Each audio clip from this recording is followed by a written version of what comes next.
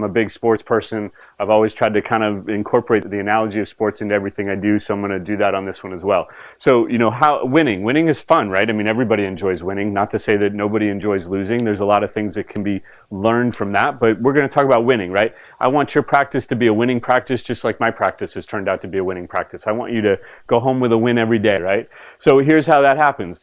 Everybody needs a goal, right? Think about a team, whether it's baseball, football, whatever it is, every player's got something built into their contract that's about a goal. And when everybody's got a goal and they start achieving those goals, well, then all of a sudden it becomes a win. It's a win. And there's little steps of the way, right? You think about a football season, it's 16 games, but those 16 games are broken down into separate games. Each game is broken down into halves. Each half is broken down into 2 quarters.